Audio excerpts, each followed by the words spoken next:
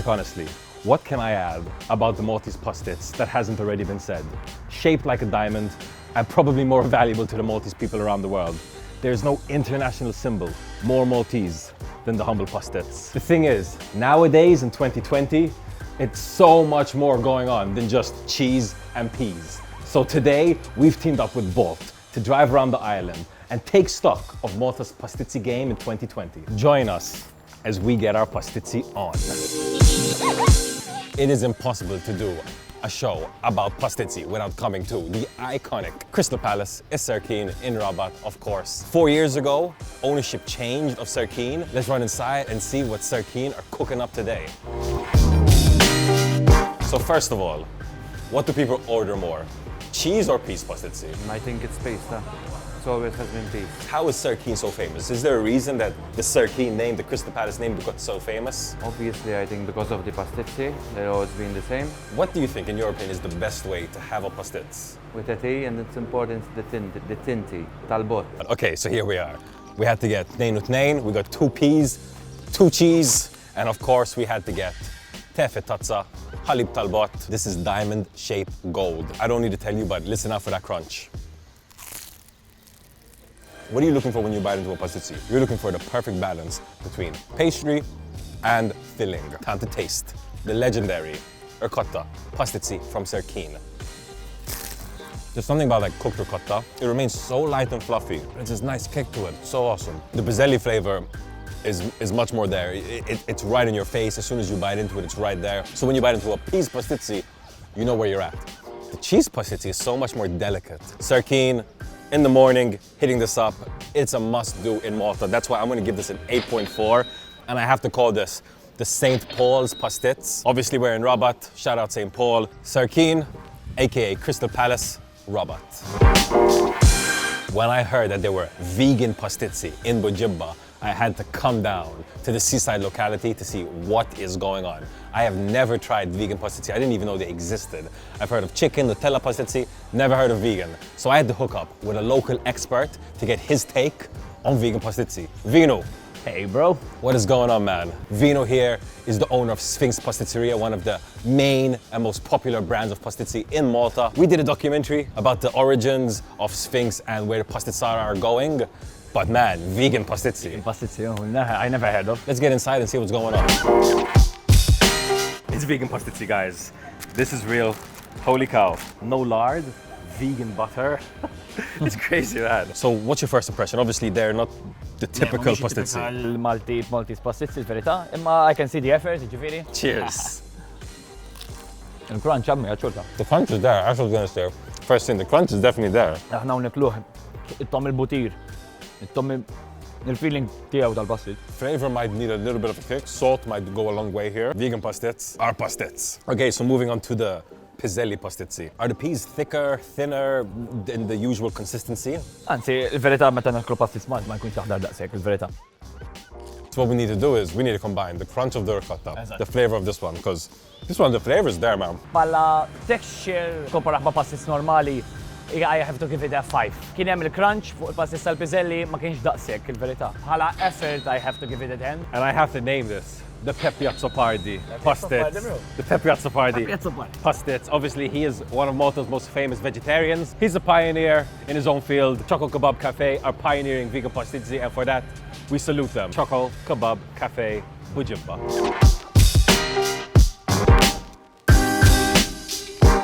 Okay, so this is mad. A century of pastizzi making, and I don't know if anyone's ever made these before. Brisket pastizzi, mac and cheese pastizzi. I'm about to bite into this bad boy. Oh my God, guys, are you serious? It's weirdly similar to ricotta pastizzi when you bite in, but then the flavor hits you. Much deeper cheese, much saltier cheese. Oh my God. Then you have the pasta itself. Moving on to the next mad creation. This is a brisket pastizzi, guys. These guys, pastizz is, the pastry is actually from Cafe Cordina. Obviously, Cafe Cordina is a very, very famous establishment in Valletta, well known for its tashema pastry. Oh my God. Someone call up Robert Abela. I think we need to have a new national anthem or something. So the brisket is super tender, falling apart.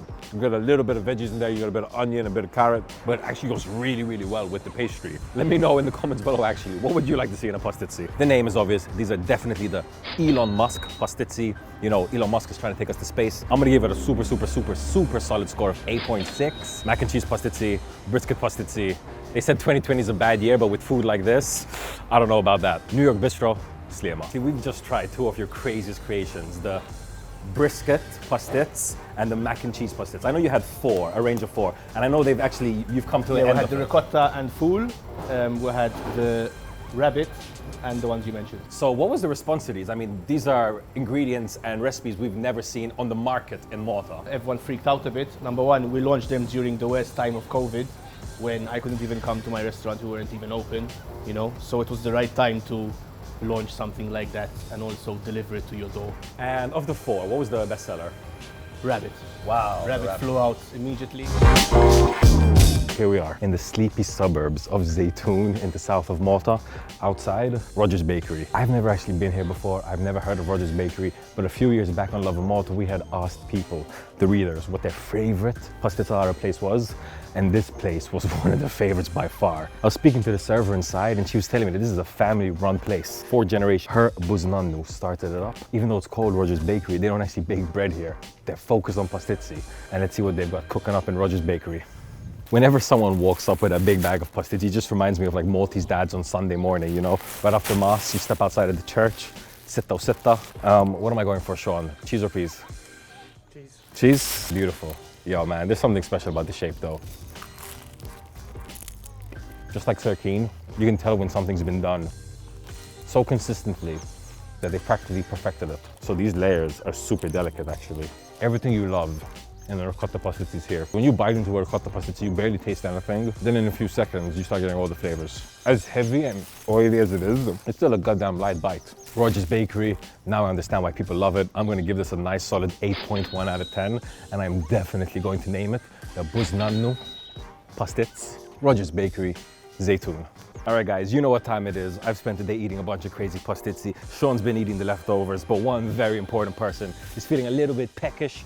Sam, our bot cab driver, has been dealing with traffic and insane parking spots all day. And as a bit of repayment, I've got you a fresh pastizzi. I need one thing from you, though. I need a review. Can I get that? Yeah, of course. Cheese or peas? Bees, مثلا. We're going for the peas. We're going for the peas. Very good. We got the flake, Yeah. so it's like literally coming apart. Do you usually go for cheese or peas? In the morning, cheese, but in the evening, peas. Compared to the usual ones you try, how is this racking up? Very good. Are we giving it 0 thumbs up, 1 thumbs up, or 2 thumbs up? Let's go for 2. Let's go for 2. Yeah. Sam has said it. It's official. Bolt approved. So what's pretty awesome is that Bolt recently rolled out a whole new function to tip your cab driver, especially if they've been excellent. Our cab driver definitely deserved a good tip. So here we are in the heart of Valletta, outside the very famous Cafe Cordina. These guys have been open since the 1800s, like 1837. They've been serving pastizzi for like 180 years. Cafe Cordina are very famous for their tashema pastry. Let's get inside and see what they got cooking for us.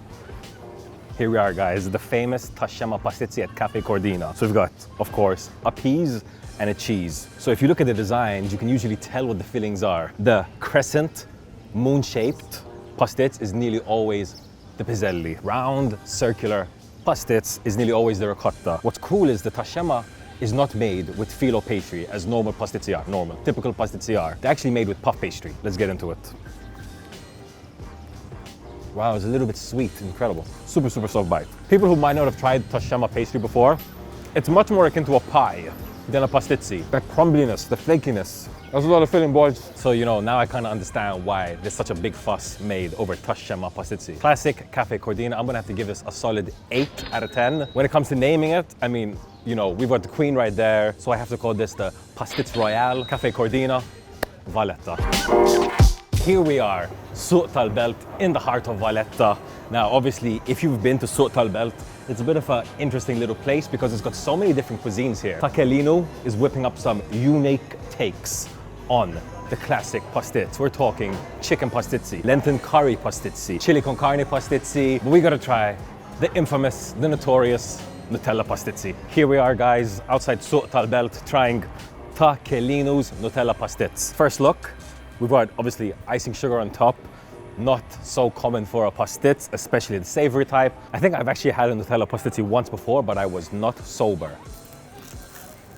Who comes up with this stuff now? Obviously, when you get to the Nutella, you've got a nice, moist, wet bite, but until you get there, it's a bit of a dry walk. That said though, you know, having some nice, warm, melted Nutella in your mouth, mixed with all these glorious little crispy pastizzi flakes, quite a guilty pleasure, I'm not gonna lie. I'm gonna give this a nice rating of 7.9. I have to name this the Living Your Best Life Pastizz Takelinu Suq tal-Belt Valletta. So that is it, guys. The episode that half of you have been waiting for and the other half probably thought we've already done. Pastizzi. We spent the day going around Malta, taking stock of our pastizzi game, and the pastizzara were not found lacking. I mean, we tried vegan pastizzi, brisket pastizzi, mac and cheese pastizzi, tashema, normal. When it comes to my personal favorite, I gotta say, it's hard to beat the classic pizzelle pastizzi from Sirkin in the morning with a tefe tazza and a halib talbot. I mean, there's a reason that that's such a classic combination. But what I want to know is which pastizz look the best to you and which flavor would you love to see in pastizzi in the future? Let me know in the comments. Until next time, it has been your very hungry host, Johnathan Cilia, and we are out.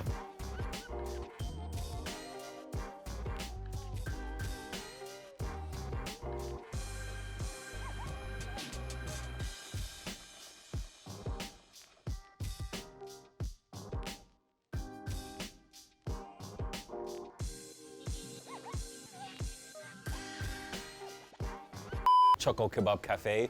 What's up, boy? Ircotta. I always confuse me. Is it ricotta or ircotta? That's it, guys. Hey, I'm trying to cover the wind.